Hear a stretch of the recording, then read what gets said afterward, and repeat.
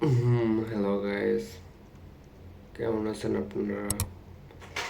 আশা করি সবাই অনেক ভালো আছেন। আমি আজকে গ্রাফিক ডিজাইন নিয়ে কিছু কথা বলবো। আমি সর্বপ্রথম গ্রাফিক ডিজাইন একটা কোর্সে ভর্তি হয়েছিলাম। সেটা ছিল 2024 সালের ফেব্রুয়ারি। তারপরে সেখানে 9 মাসের মতো কোর্স করলাম। তারপর বের হলাম। বের হয়ে দেখি কোনো কাজ নেই। কেন কাজ নেই আমি বলি। আমি যখন 2024 সালে কোর্সটায় ভর্তি হই, তখন এআই মানে জেমিনি, চ্যাটজিপিটি মানে যেসব এআইগুলো ছিল ওগুলো অতটা স্ট্রং ছিল না। আমি কোর্স শুরু করার 3-4 মাসের মাথায় সেগুলো আস্তে আস্তে অনেক স্ট্রং হওয়া শুরু করলো।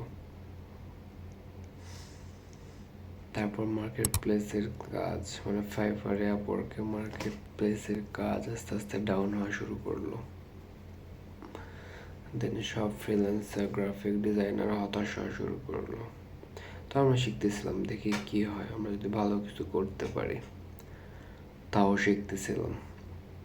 তো শিখতে শিখতে এক সময় শেষ করলাম কোর্সটা। ফাইবার, লিঙ্কডইন অনেক অনেক জায়গায় অ্যাকাউন্ট খুলে রাখলাম। তো অ্যাকাউন্ট খোলার পরে ফাইবারে গিগ মানে পোস্ট, মানে ফাইবারের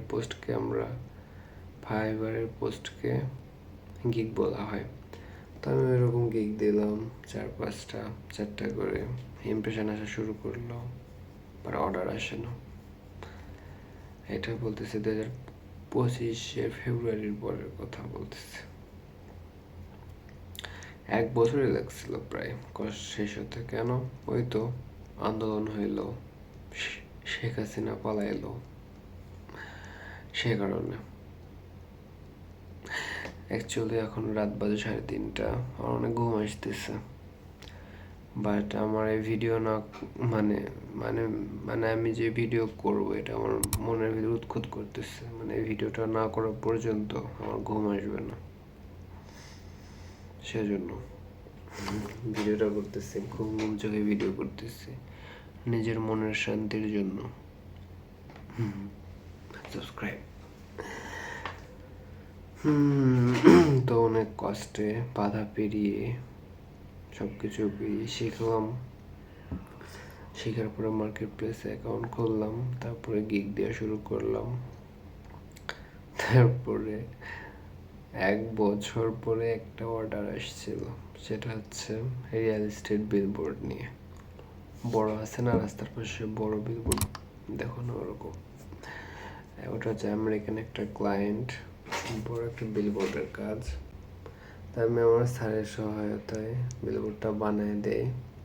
ক্লায়েন্টের পছন্দ হয়, দেন ওই অর্ডারটা রিসিভ করে নেয়।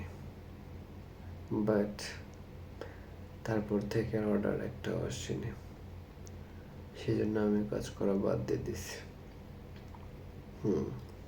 আমি যদি আগে জানতাম যে এআই এতটা স্ট্রং হবে, তাহলে আমি কখনোই গ্রাফিক ডিজাইনে ভর্তি হতাম না। হ্যাঁ, আমি এরকম বলতেছি না যে গ্রাফিক যারা ফ্রিল্যান্সিংয়ের কাজ করে আমার মতো গ্রাফিক ডিজাইনার তারা কি সফল হচ্ছে না। হ্যাঁ হচ্ছে, কিন্তু তারা আমার মতো নতুন না, ফ্রেশার না। তারা অনেক আগে থেকেই শুরু করছে। এআই আসার অনেক আগে থেকেই ওদের কাজ করা শুরু হয়েছিল, করোনার পর থেকে বা করোনার আগে থেকে। ওদের অ্যাকাউন্ট আগে থেকে এস্টাবলিশ, ওদের অ্যাকাউন্টের রেটিং সব কিছু আগে থেকেই হাই, সেজন্য ওরা এখনও কাজ করছে। হ্যাঁ, এখন অনেকেই কাজ করতেছে। আমার চোখ কাটাচ্ছে না তাও আমি ভিডিও করতেছি।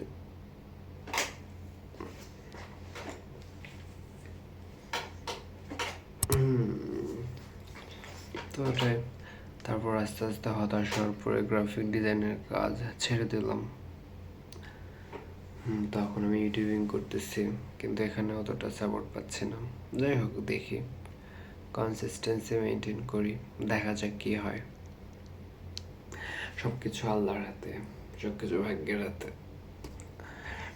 আমার কষ্ট আমি করে যাবো, আমার হার্ডওয়ার্ক আমি করে যাবো, কে আমাকে আটকাবে? হ্যাঁ, কদিন আগে শরীর অনেক খারাপ ছিল, অনেক খারাপ বলতে অনেক খারাপ। আমি মনে করো বিছানা থেকে উঠতে পর্যন্ত পারতেছিলাম না, এতটা খারাপ। ওটা এখন এসে ইনশাল্লাহ অর্ধেক অর্ধেক ভালো, তাও শরীর দুর্বল, আর তাও একটু একটু ভালো। তো আপনাদের একটাই কথা যে ভাগ্য খারাপ থাকতেই পারে, বাট হার্ড ওয়ার্ক করতে হবে। হ্যাঁ, হয়তো আমার ভাগ্য খারাপ, অনেক কিছুতেই আমি ফেল করছি। ফেল বলতে আমার সাকসেসটা পাইনি, যেটা আমার পাওয়ার কথা ছিল সেটা পাইনি। তারপরে আমি হার্ড ওয়ার্ক করেই যাচ্ছি, দেখি কিছু হয়। তো তো তোমরা দেখতেই পাচ্ছ যে রাত 3টা, 3:30 বেজে গেছে, একটু পরে ফজরের আজান দিবে। তারপরেও আমার মনের ভিতর খুঁতখুত করতেছিল যে না, এখন ভিডিওটা বানানো দরকার, না হলে আমার ঘুম আসতেছে না।